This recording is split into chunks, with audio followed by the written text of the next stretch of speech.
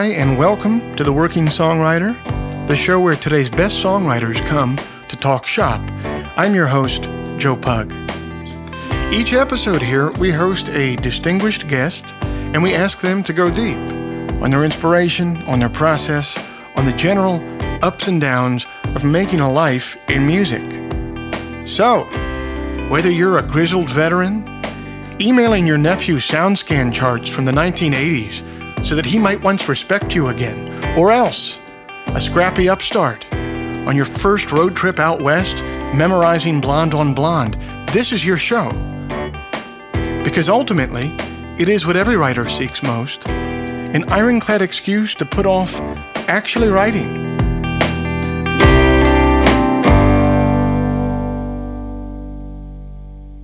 Okay, welcome everybody. It's the last Friday of September 2017, and I'm glad you're here.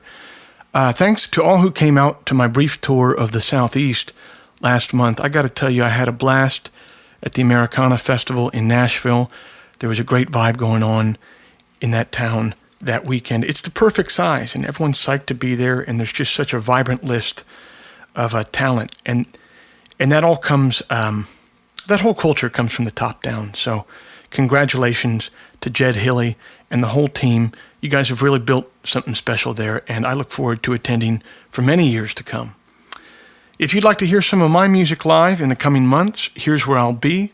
I'll be doing a run of shows supporting my friends Elephant Revival in November 2nd in Holland, Michigan, November 3rd in Toronto, the 4th in Burlington, Vermont, the 5th in Ithaca, New York, the 6th in Manhattan at Bowery Ballroom, November 8th in Washington, D.C., the 9th in Philadelphia, the 10th in Holyoke, Massachusetts, the 11th in Woodstock, New York, and finally November 12th in Fairfield, Connecticut at Stage 1. Then I'll be playing a run of headlining shows in the Midwest in December. This has almost become a tradition for me at this point. I ought to come up with a name for it. December 5th, I'll be in St. Paul at the Turf Club, the 6th in Chicago at City Winery, the 7th in Madison at the University of Wisconsin, their Union Theater there, December 8th in Grand Haven, Michigan, December 9th in Goshen, Indiana at Ignition Garage. Shout out to Strand of Oaks and play in your hometown. And then finally, December 10th, I'll be playing in Indianapolis at the Hi-Fi. I'm really looking forward to those shows. If you're a listener of this podcast, but you've never heard any of my songs before, we should rectify that. That's my main gig. After all, a good place to do that is over at Spotify. If you just search the words Intro to Joe Pug, a playlist will come up with about 10 songs that I've distilled down from all the different albums and EPs I've released over the years. That'll give you a good idea of what I'm about and what my music's about. Finally, if you enjoy this podcast, if you'd like to help it remain a viable endeavor for me, there are 2 quick, painless, entirely free things that you can do to help out. Both of these things you can do from your smartphone. In fact, you could probably finish both of them before this interview even starts here. They're that quick. First, you could rate the show in iTunes from within your podcast app. You just open up the app, click the search button, type in The Working Songwriter, click on the reviews button, and then leave one of your own. The second thing that you could do from your smartphone is share the episode with a like-minded friend who you think might dig it. That's just as easy and quick as the rating process. You just click on that little square with the arrow coming out of the top, and it'll give you a menu to text it or email it to a friend. Or, as always, you could just go old school and tell a buddy about it. Tell a friend. Help me spread the word. The simple math, as always with those 2 things, is that they will help me much more than they will be a pain in the ass for you. Just a quick disclaimer before we start the show today. In the upcoming episode, I tell Josh a story about Levon Helm that I thought I had read in This Wheel's on Fire, his autobiography, but as far as I can tell now, I think it's apocryphal. I think I just made it up, or someone made it up and told it to me, because I can't find it anywhere. So I don't recommend starting a podcast of your own because then you might be forced to reckon with how truly full of shit you are. Because that story I just don't think exists, but I left it in anyway. That's it. I'm really glad that you guys are here. This was a really fun episode to tape, and thank you, Josh, for taking the time.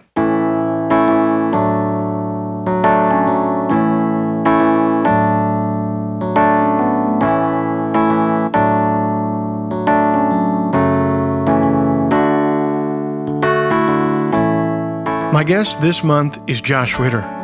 Born and raised in Moscow, Idaho, he began his musical journey on a violin and then a lute that his father had made before settling on a Kmart guitar. He went on to study neuroscience at Oberlin College in Ohio before ultimately changing his area of study to the self-created major, American History through Narrative Folk Music. At the age of 21, he recorded his eponymous debut at an on-campus recording studio. Post-college, while working odd jobs and playing open mics in Providence and Boston, Josh was spotted by Glenn Hansard of the iconic Irish band The Frames. He invited Josh over to Ireland for some opening slots, and the country soon fell in love with him. Hello Starling, his third album, would eventually reach number 2 on the Irish charts. In 2006, the release of his album The Animal Years, produced by Brian Deck, brought him into the national consciousness here in the States, where he's remained ever since. His songs have been covered by Joan Baez and the Punch Brothers. He's appeared on Late Night with David Letterman and later with Jules Holland. He's recorded for Signature Sounds, V2, Sony BMG, and Ireland's Independent Records. The New York Times has noted that he sets out to carry a world of ideas on a few basic chords. There is no limit to the depth and ambition of his songs. The Washington Post declared how refreshing and inspiring it is to encounter a young artist whose achievements match his ambitions. And the author Stephen King has said of his work, songs like Girl in the War simply do not leave the consciousness once heard. I've known Josh for many years now. When I was first getting started, he tapped me to open a few dates for him in the Midwest. He's always lent me a helping hand, for which I'm very grateful, and I know countless other songwriters who can say the same. Last week, the folks over at 30 Tigers in Nashville were kind enough to let us take over a conference room in their office, and we sat down to talk about Josh's journey.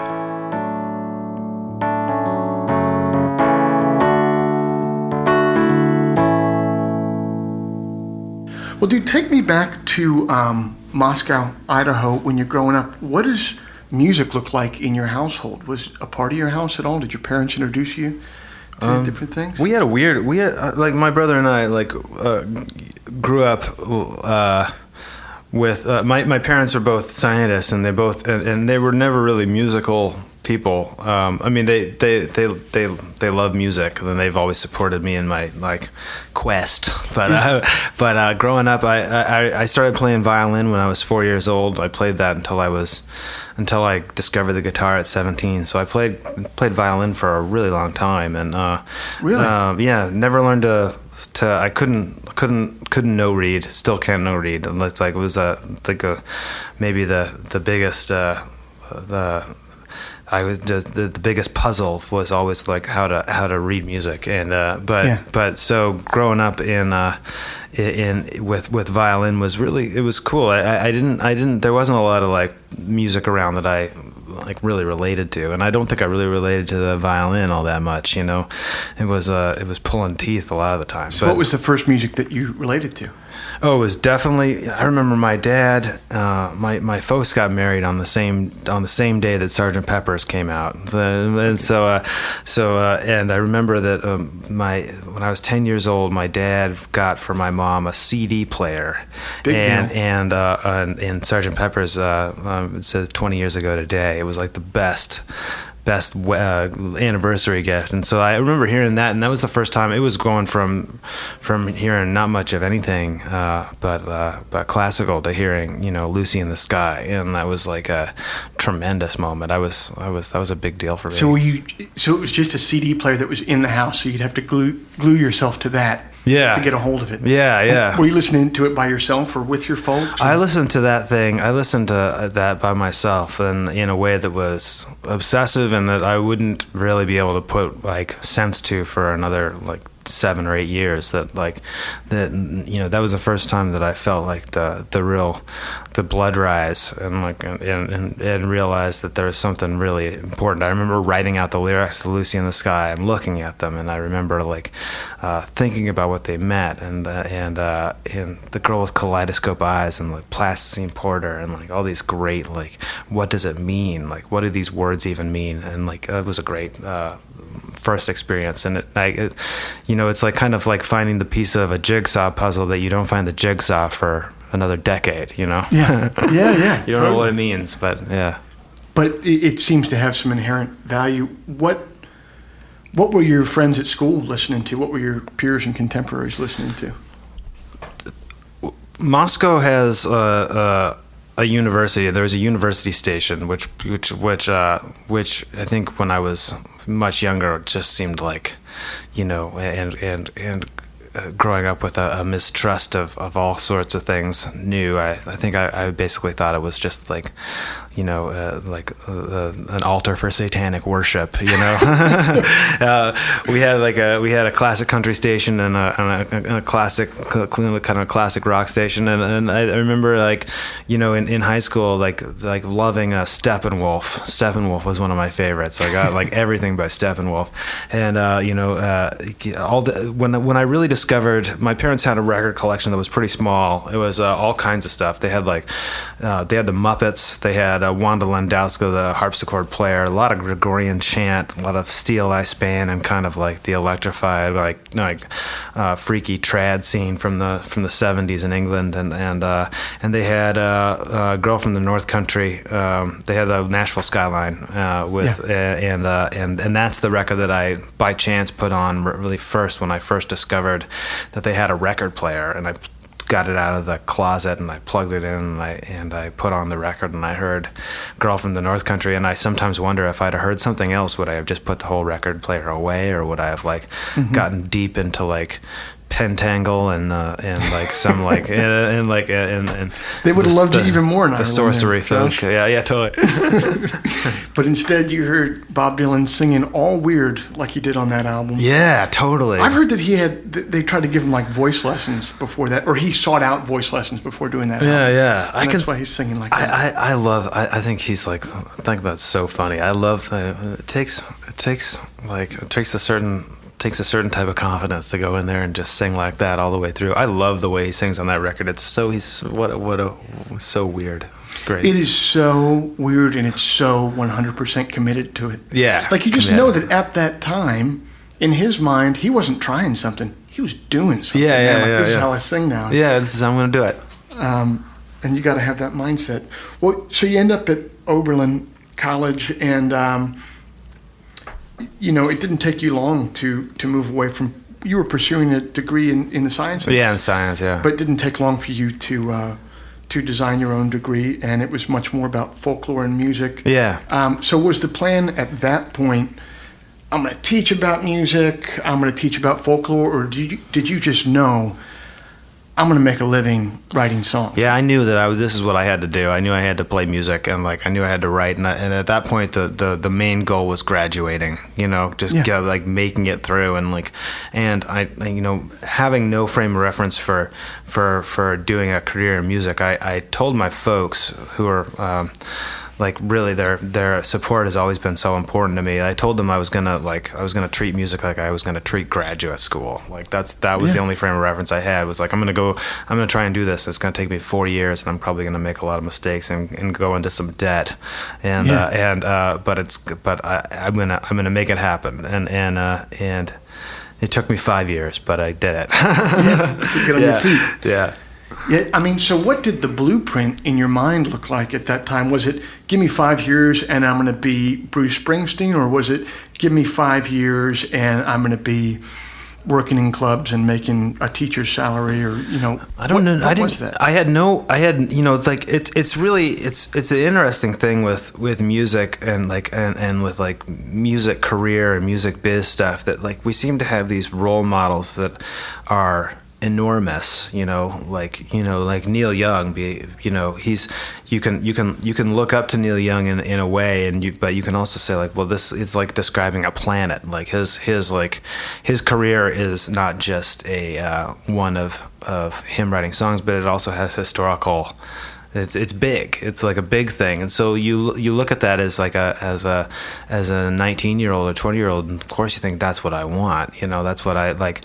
I will not be satisfied until the whole world hears my music. And that was like, but you don't necessarily have examples of people who are like making a life and a career in some other way that is not like filling out stadiums and stuff like that. Yeah. I don't think I had no experience with that. And so over time, like, I think what I wanted initially was to be, of course, like so many people, I wanted to be on the cover of Rolling Stone, and I wanted to be like play stadiums and everything. But I didn't have that like experience with something as gratifying as what I'm doing now. That's I looked up to people without really having a notion of how to get there, but like I figured that I would be like, I figured I would be playing a lot of like pizza restaurants and sorts of stuff like that. I just didn't realize like how much of that like I would do, and how much like that would end up meaning to me, Mm-hmm. Yeah. And the fact that it's not even a linear thing. I know that Lee Von Helm, in his book This Wheel's on Fire, he describes playing late night TV, and then 2 days later them being on the road, and for whatever reason they couldn't find a hotel, and so they just pulled over to the side of the road, and it was a nice night, so he slept in a cornfield. Yeah. And as he was waking up in the morning thinking to himself, I just played Letterman or Leno, Yeah, whatever it was, yeah. and now I'm sleeping in a cornfield. Yeah. It's a very non-linear job. No, you're right. It's so true. There's no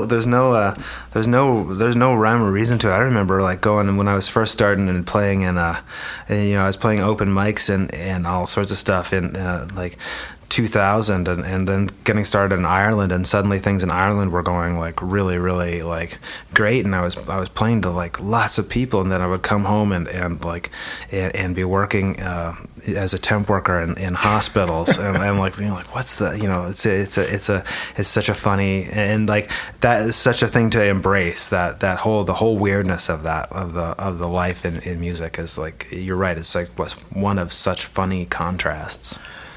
Man, you get that taste, like you were saying, like very early on in Ireland for you, things clicked and you hit a certain level and you get that taste. I remember I was working construction in Chicago, and we had a little thing going on in Chicago, and we sold out Shubas. And they came down, and the dude, he was like, here's your pay, and it was a couple $1,000. Yeah. And I could not believe, it would take me like a month or two working construction to make that. And I thought at that point, well, if this is the game, I've won. Yeah, right totally. Now. Like, if I can press a button and make a couple $1,000, like it makes it seem impossible to go back to framing walls or working a temp job in in a hospital.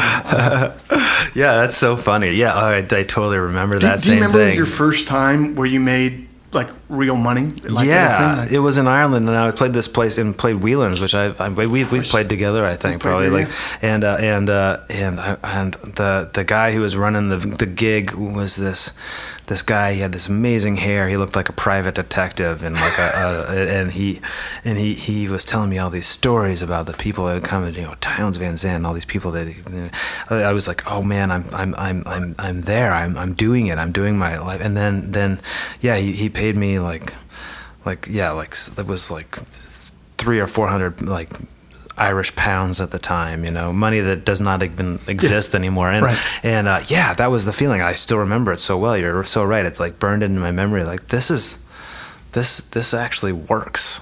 Or it can work. It can work. Yeah, totally. And when it does, you really feel like Robin Hood, like just going into a town. And Hunter Thompson, once said, it's the job of the night people to take the day people's money. And, when you're first starting out in your van, like you kind of feel that way. Yeah, that's really good. That's great.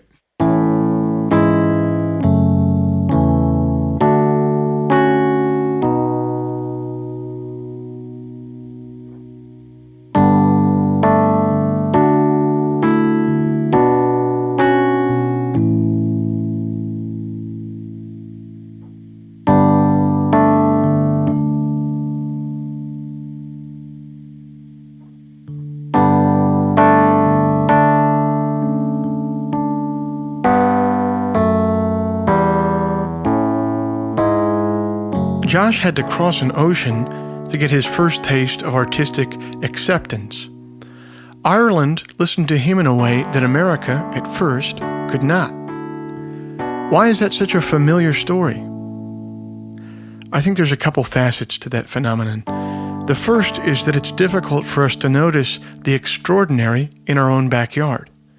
It's hard to recognize the neighbor you've seen taking out the trash to the curb for the last 20 years as transcendent. If you'll forgive me the grandiose comparison, the Gospel of Luke put it simply, "Truly I tell you, no prophet is accepted in his hometown." The second facet is that sometimes an artist's message finds deeper resonance with the circumstances on the ground in a particular country.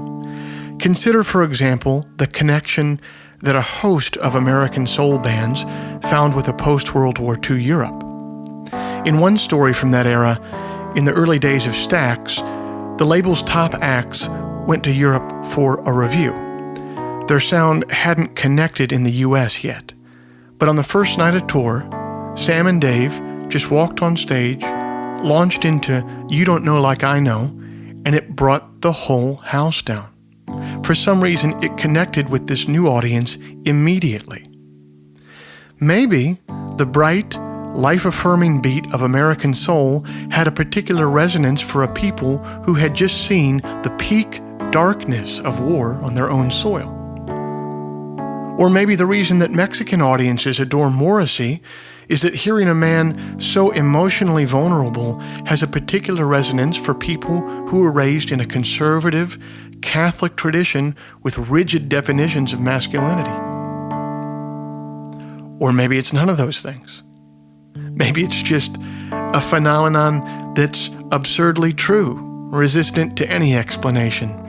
I think that's what Tom Waits might have been lampooning when he wrote the lyrics, "I got the style but not the grace. I got the clothes but not the face. I got the bread but not the butter. I got the window but not the shutter. But I'm big in Japan. I'm big in Japan. Hey, but I'm big in Japan."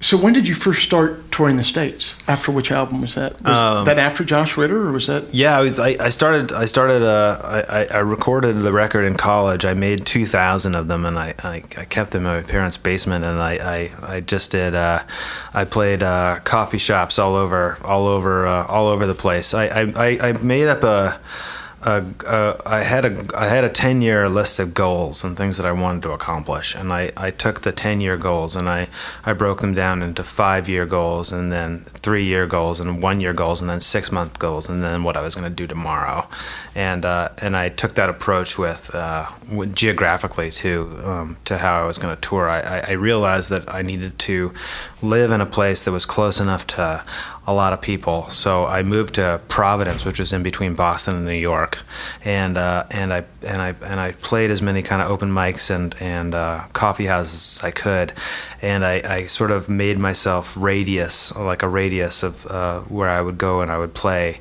New York, or I would play Northampton, Massachusetts, or Portsmouth, and I was trying to grow it out bigger. And I remember first going to play Chicago and playing on Uncommon Grounds, and like Uncommon Ground. Yeah, it was Uncommon Ground, and it was like that was like a big deal. And then like I was treating it like I treated it pretty structured how I wanted to do it, because I didn't know any other way to do things. It just felt like the only way to really move forward is to put your foot in front of the next and just hope that the right things come along.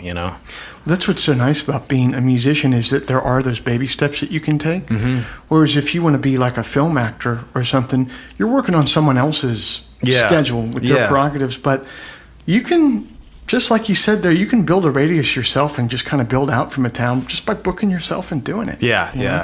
And it's a good I mean, I'm thrilled that somebody else who knows what they're doing is like booking shows and doing all these things, and but I really do believe that like those first several years of doing it all myself with and I was lucky to have like a great friend and manager and like who was like learning the ropes at the same time as me, and we were really in it together. That was like it's still like I feel very grateful for that time, because it gave me a sense of like what other people were doing in the jobs and what was involved with the whole career.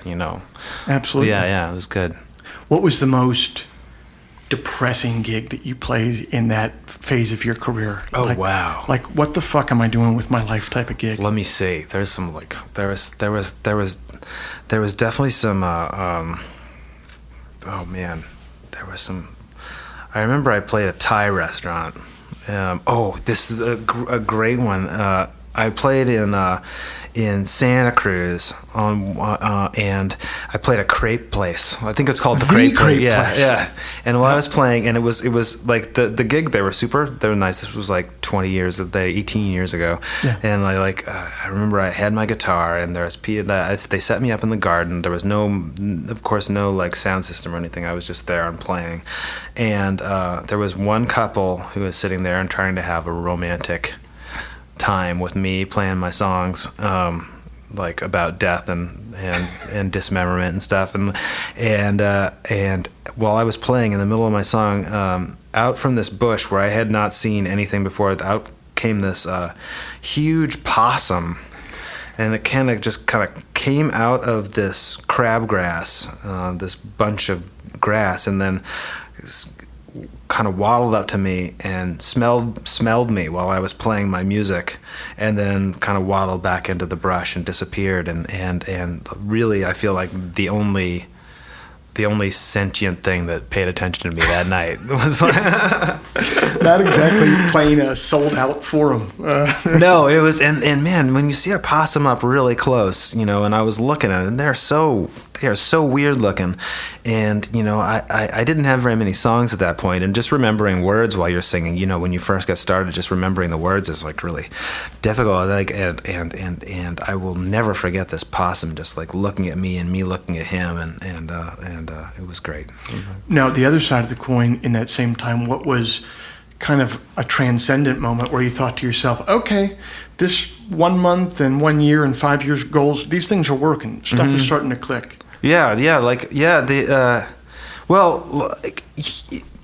When you haven't had any when the victories are still like theoretical, like anything like feels like a big deal. I remember like taking my records with me, and like I had this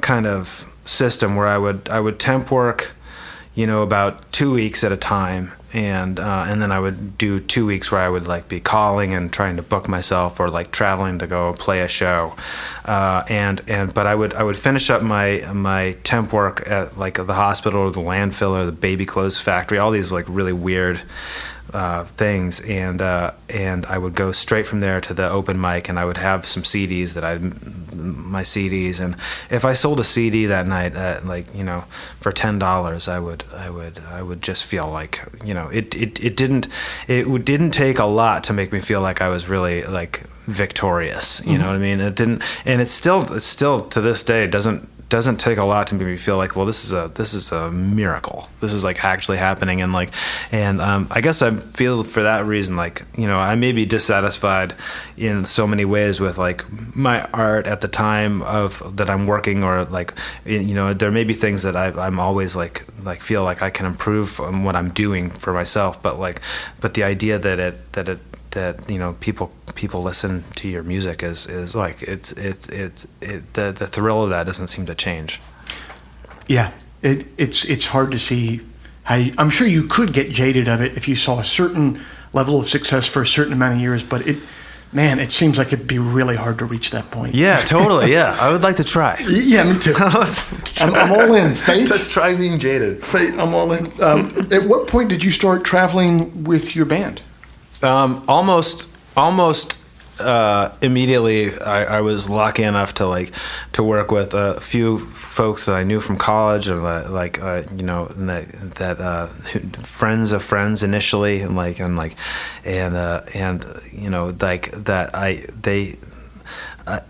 I guess I was able to start touring with the band, or I decided to invest in that like pretty early on, and like luckily they were really nice guys and cheap, and like treated me nicely, and but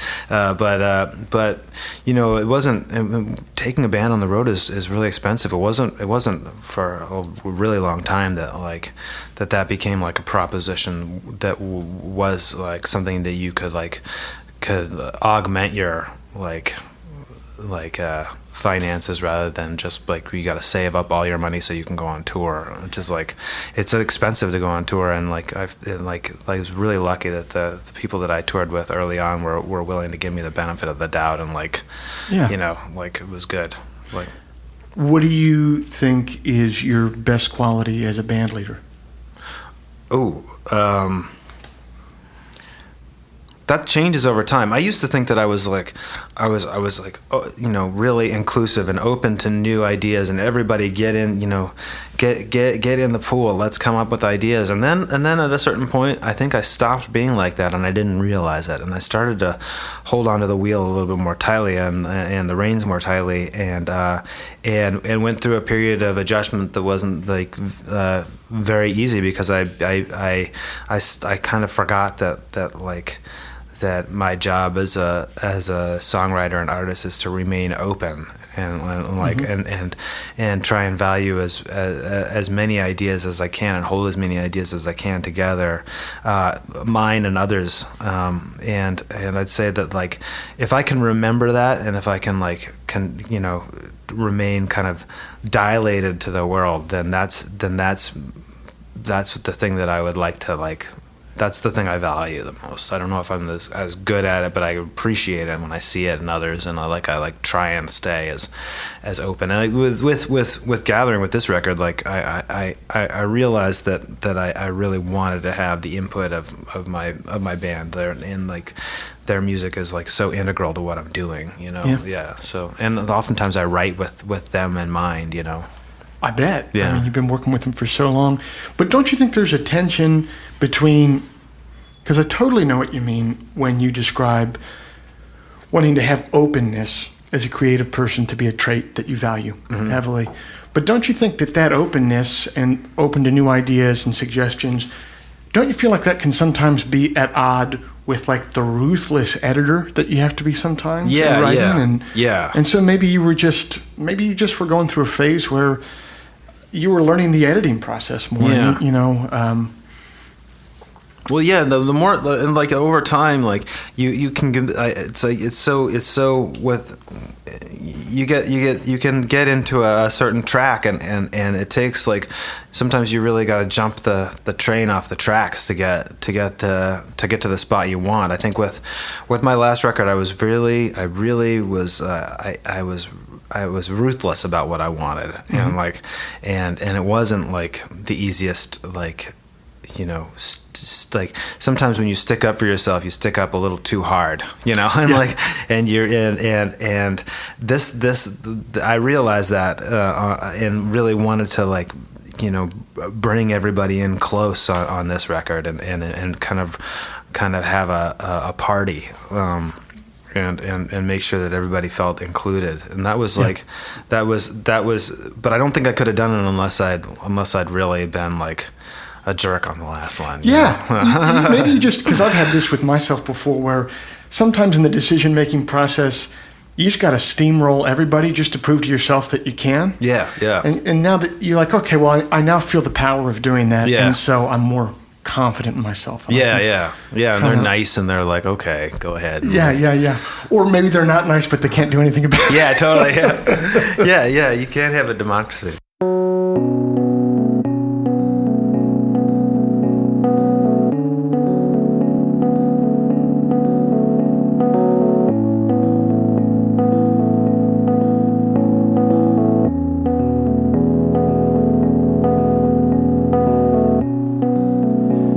I suspect that many songwriters listening to this show will be familiar with this feeling. You write a song, you like it, you can imagine the whole arrangement, you can envision the whole mix, you have a very strong understanding about what makes that song special and unique. Then you bang out a quick and dirty demo on your iPhone or on your little home rig, and you file it away for the big album session. Now, fast forward 5 months. You've saved up money for time at a studio that's charging you by the hour, or at least by the day. You have musicians streaming in the front door who you hope listen to the demo that you put in Dropbox. And perhaps most crucially, you can't quite remember what made this particular song special.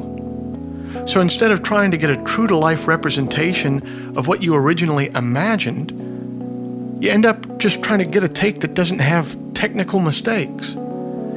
And believe me, the road to hell is paved with albums free of technical mistakes. When your friend gives you their new album that's so boring you can't make it past track 3, it's not because it's riddled with mistakes. It's because it's scrubbed clean of all of them.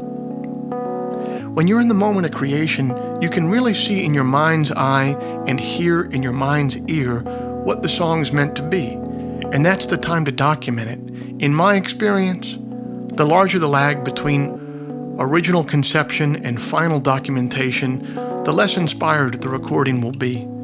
And the more likely the recording process will devolve into a glorified video game of nudging kick drums and comping vocals, non-musical busy work. I've spent a lot of time over the last 5 years thinking of ways to bring the composition process and the documentation process closer together. We're not in the 70s anymore, where you could afford to spend 3 months writing in a studio, so it's a tough nut to crack.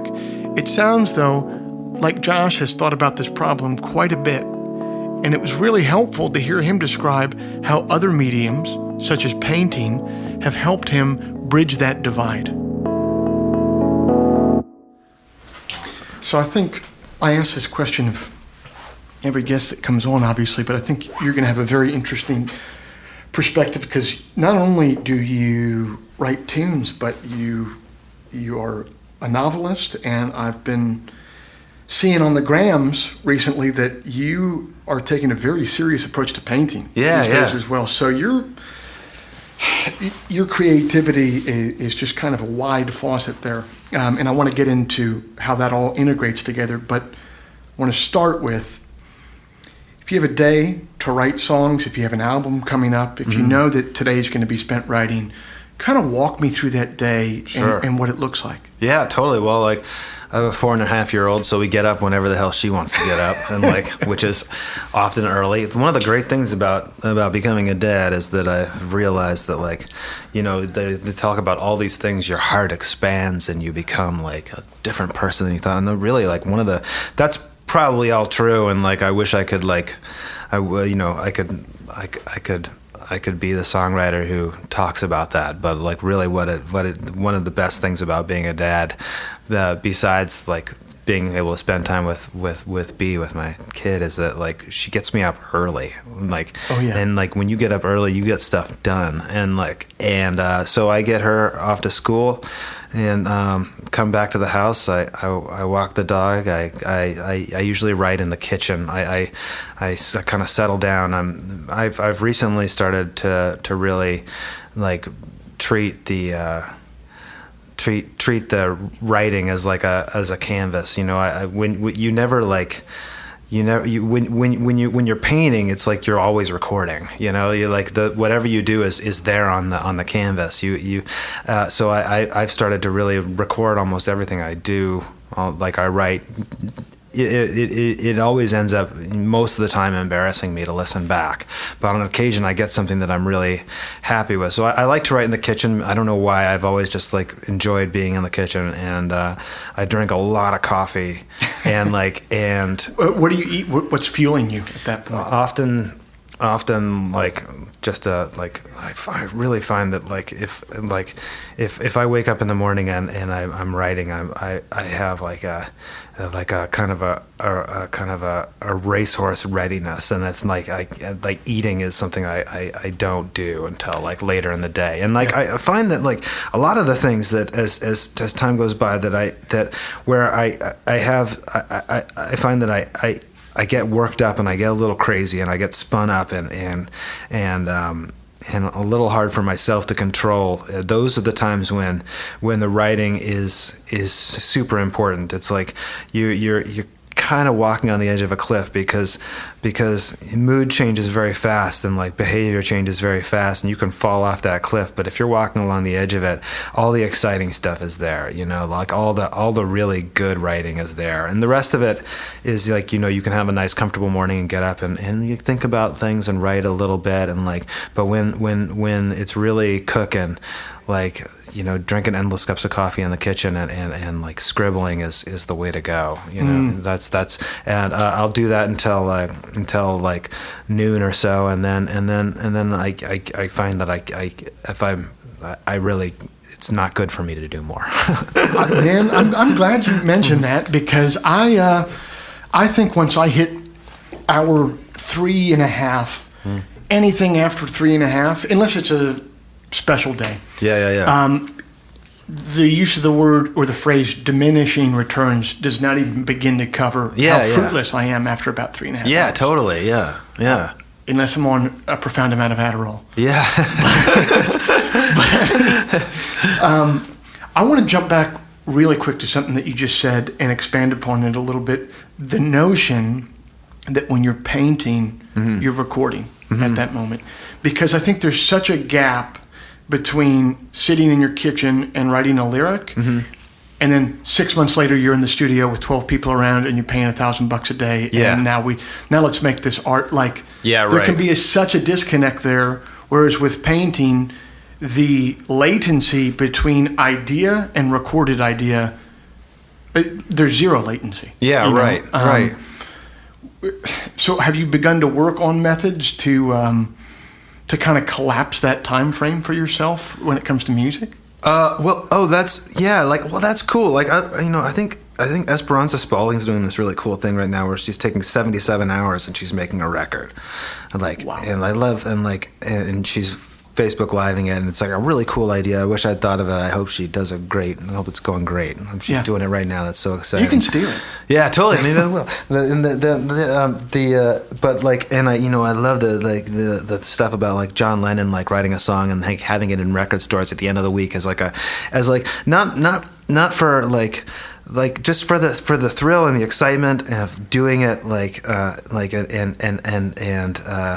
and having that great feeling of accomplishing something and having it finished is like a really powerful and addicting thing. And I think Jay-Z on his new record is like, I turned my whole life into a nice first release week date or something like that. I can't remember exactly what he says, but it's great. And like, there's something about painting which is like it's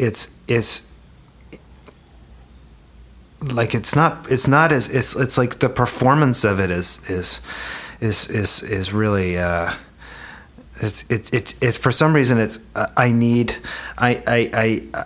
helps me to feel productive. I get the joy of being productive, while I also get the feeling with painting I don't feel like I have to be good, you know, because it's not your main thing. It's not my life's work. Yeah. Right. It's something that I have a joy in, and that like calms me down, and but doesn't feel like something I have to like I have to like give myself over to, I can just lose myself. Yeah. I wonder, I've thought about that often. This podcast for me has been the same thing because I have zero ego invested in whether someone likes this podcast or not. Yeah. Because it's just not that I'm a musician. You know what I mean? Yeah. And so what I've thought about a lot is just, well, I need to feel that way when I'm writing songs. I need to get to that point where I don't feel like I have that much riding on it. Because I think I'm in a much more open place, which it sounds like you are when you're doing your painting. Yeah.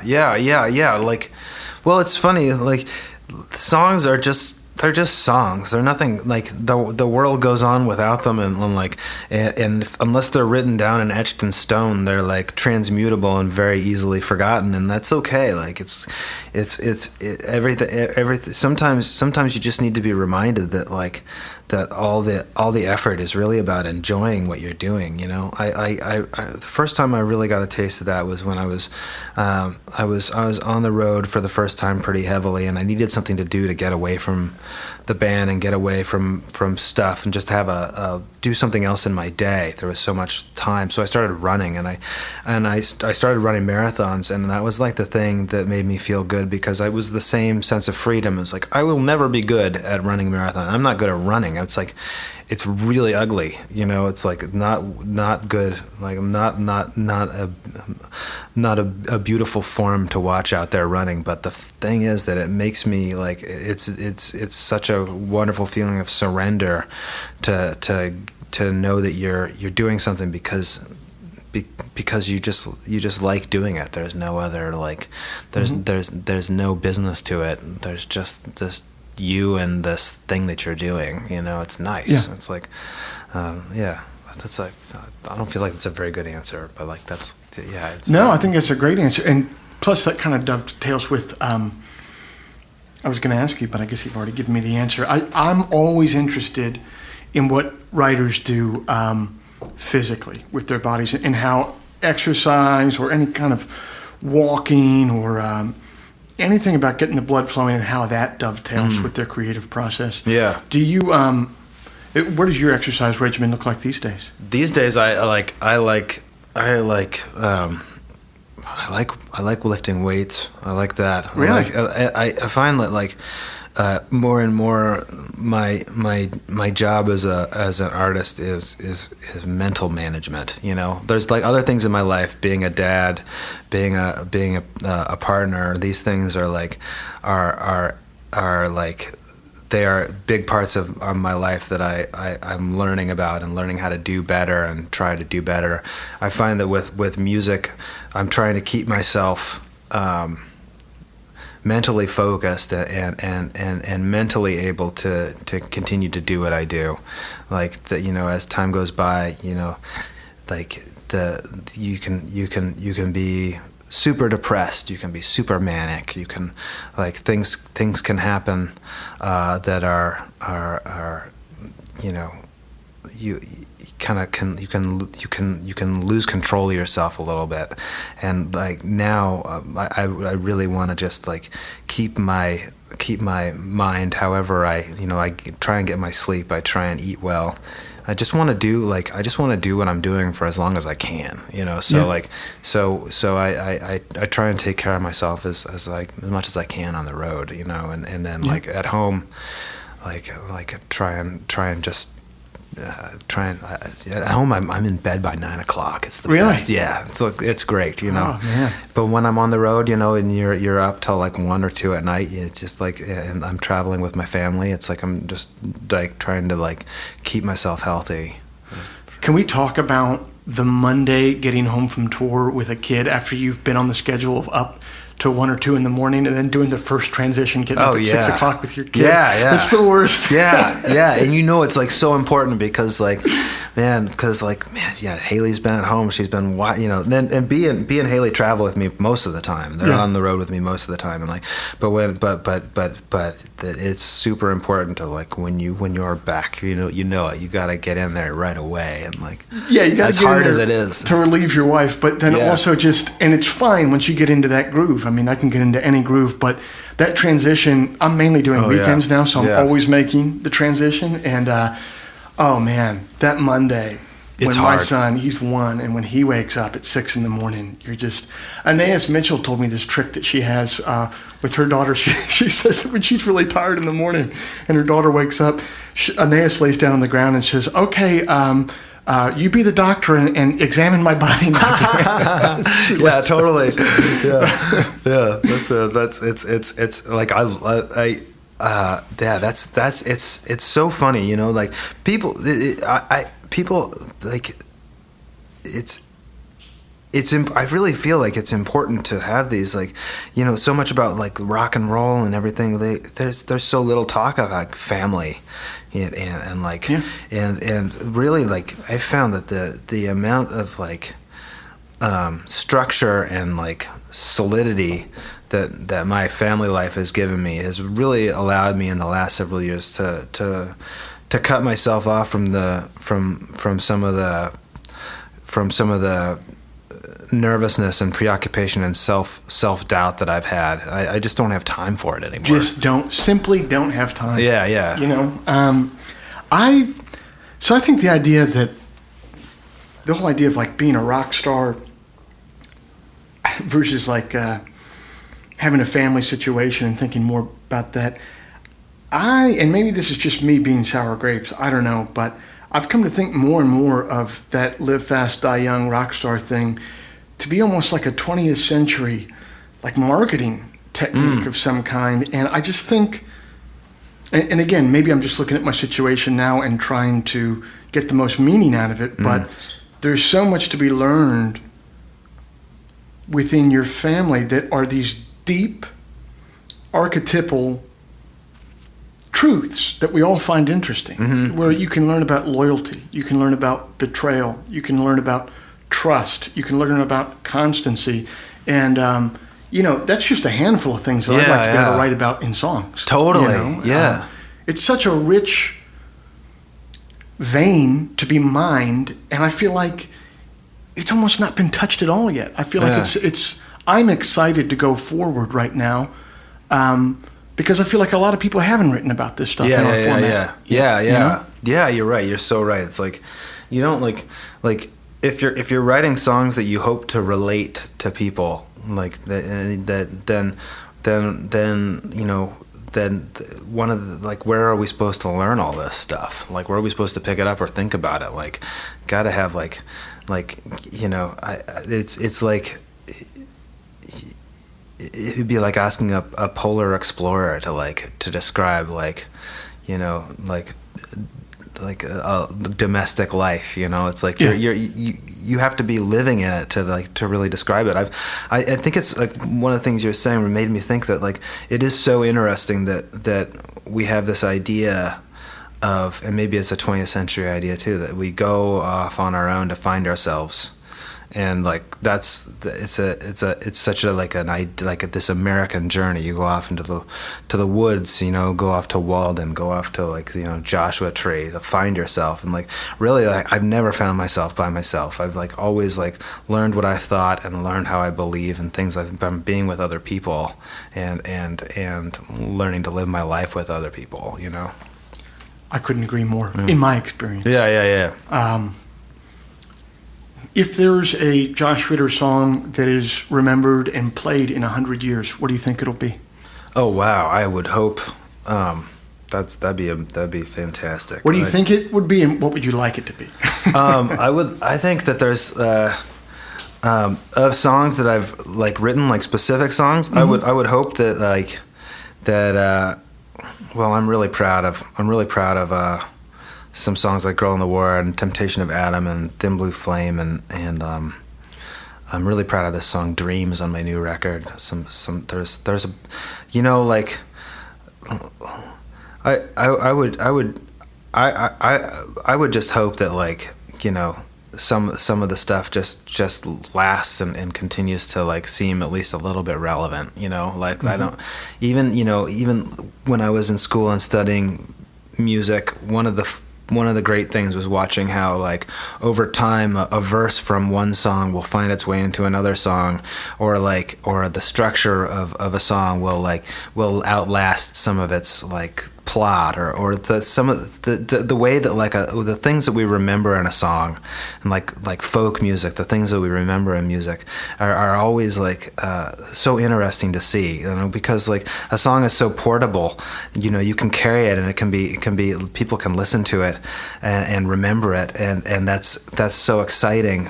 It's so exciting to like that really like that songs can get remembered, and like I'd be thrilled if like a line, if somebody remembered a line. Just one line. Yeah, totally. And the interesting thing about that thought of just one of your lines, let's say someone, 100 years from now, her eyes are like champagne, ends up in a totally different song. And even if no one knew that you had written that, I still think it's just as compelling. No one needs to know that it's you, but it was you, and you did it. I love that. I always love that. Like, you know, those all those songs, those ballads, the child ballads, and all these like beautiful old songs that no one knows. Someone wrote them. Someone wrote something, and they're the work of like someone started off and wrote the first part, and then from there on they're a community work, and it's kind of cool to be involved. And like I'm really glad that like, you know, I could have gone and done music and not gone to school and studied it and stuff, but like one of the things I'm really glad about studying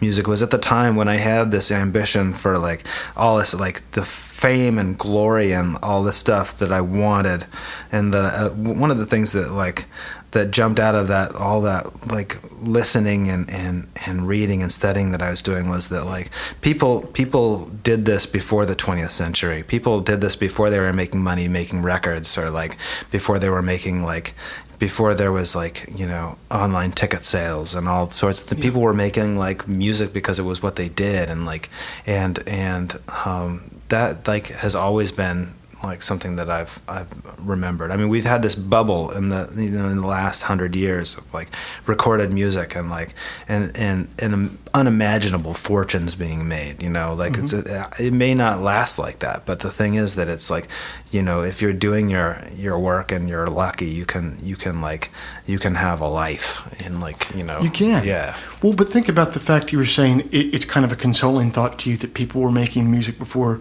the 20th century and basically the advent of physically recorded music. If you think about it, in a sense, before then, your recording device was other people.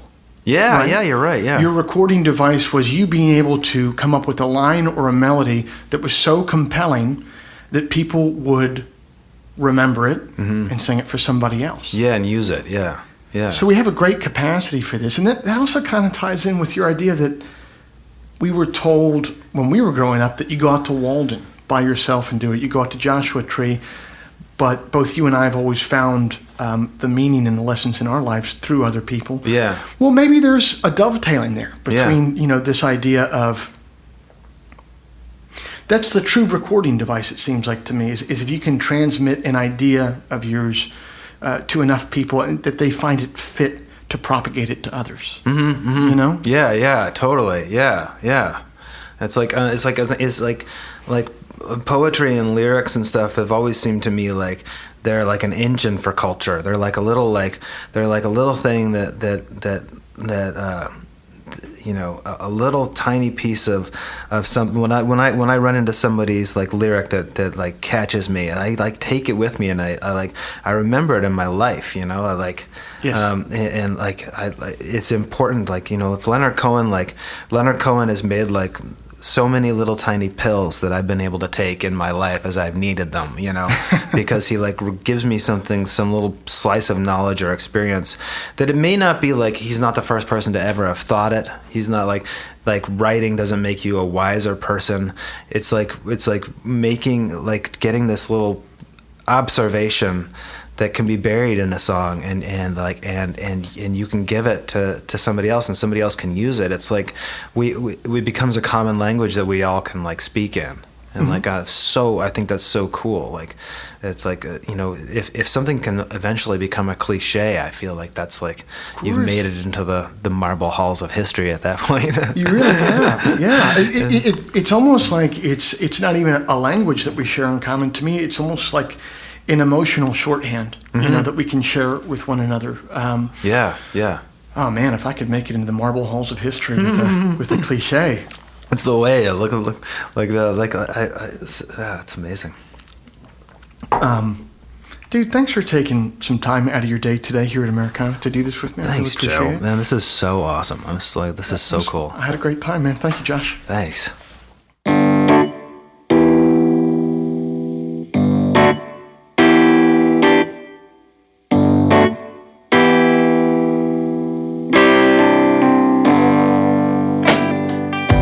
That's our show for this month. Thanks for listening. Josh's latest album is The Gathering. Available everywhere digital music is sold or streamed. Today's episode was engineered and mixed by Matt Schusler. It was written by myself and the intrepid and thorough Paul Barbagallo.